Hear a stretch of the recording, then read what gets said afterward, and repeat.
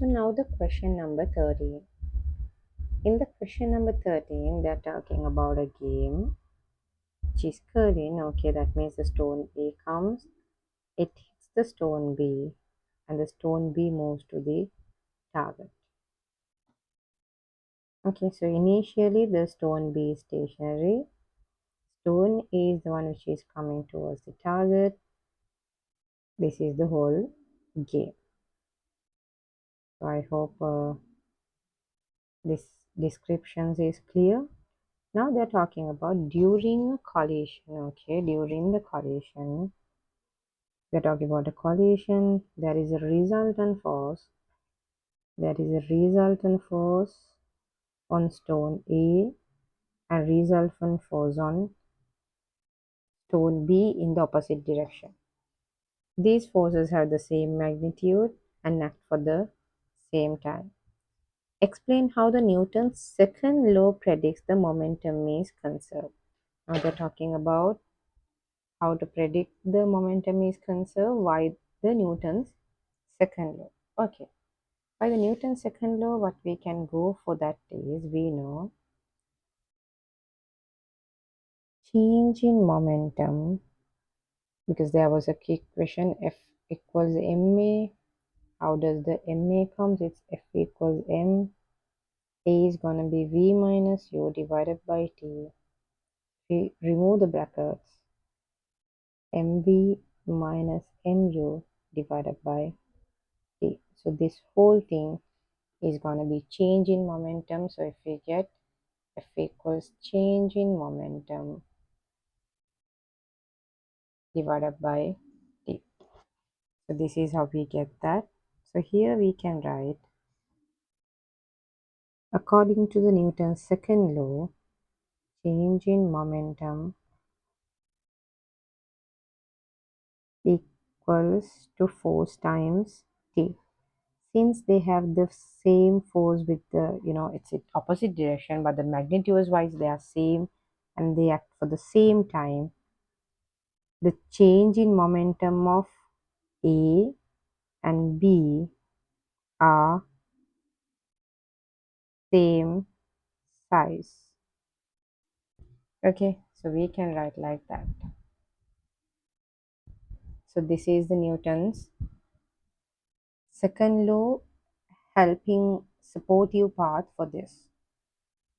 Now we know, yeah, the momentum will be in two different directions, but they are going to be same. So what we can say is momentum, the most important thing that you should be writing in your answer is momentum lost by A is equals to momentum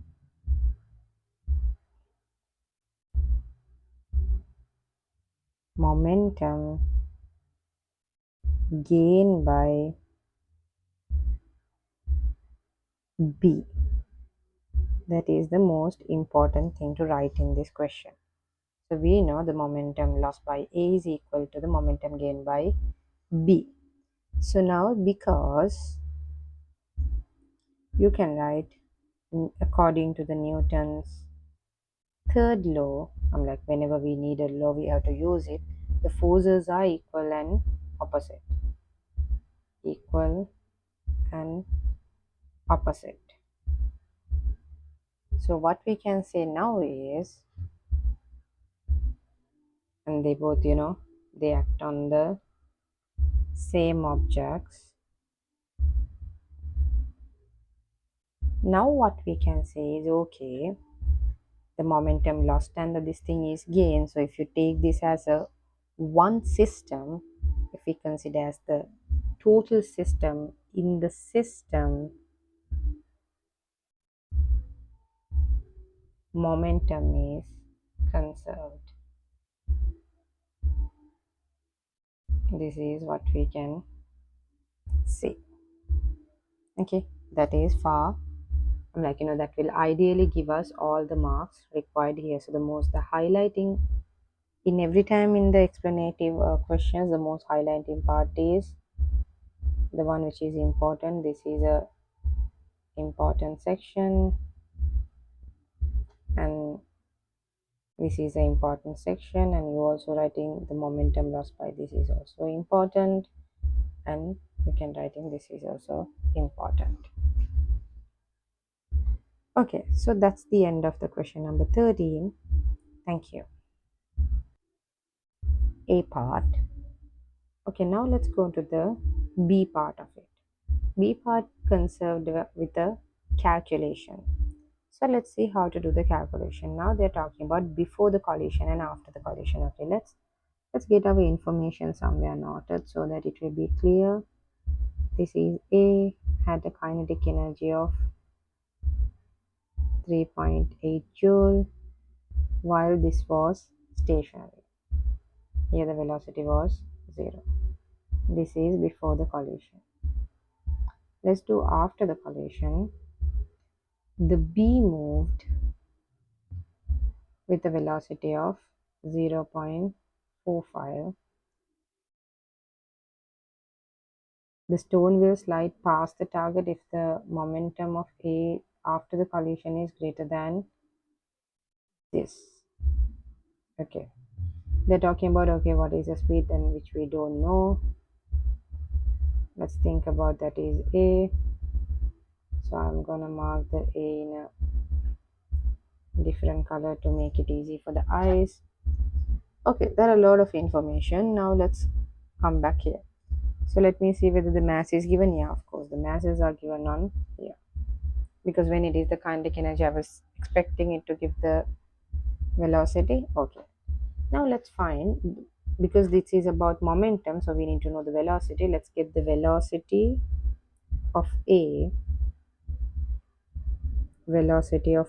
before the collision. Before collision. So what I would recommend is every time before working out, so write what you're gonna find. So we know K is gonna be half mv squared. So V would be 2ke divided by m root. So 2 times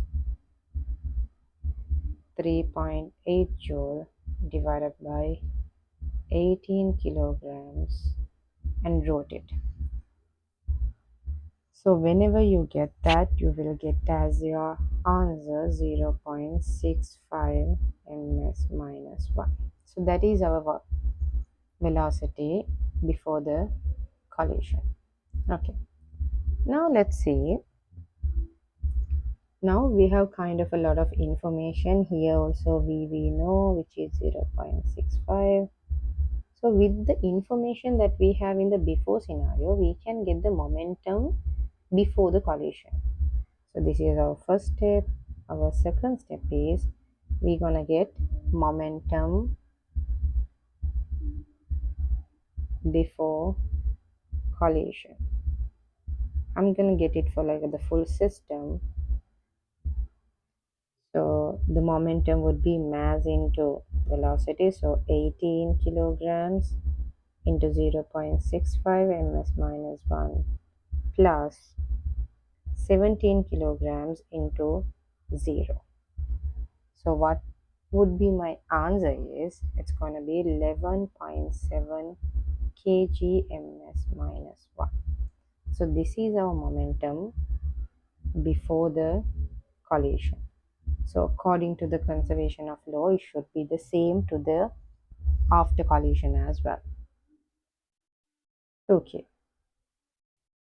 Now let's see. We can get that concept. According to the conservation of law, let me take it as the third step. According to the conservation of law, so momentum after collision would be the 11.7 kg ms minus 1. Okay, now we have the momentum after the collision is this.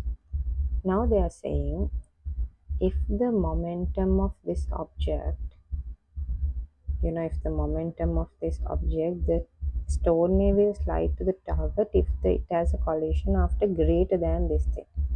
So what I want is, after the collision, I want to check the momentum of this. So if I get the momentum of this, if I just put a variable like p here, let's say 11.7 equals p plus, we have velocity and the mass, so it's 17 times 0.45. So we can get p equals 11.7 minus 17 times 0.45. So the p is going to be 4.1 kg ms minus 1. So as we see, they said to pass this, it has to have a minimum, it has to be greater than 5.5. So in this instance, what we have to say is, no, it will not pass because 4.1 is less than 5.5. So A will not slide past the target. Yeah. That is how we do the question number 30. Thank you.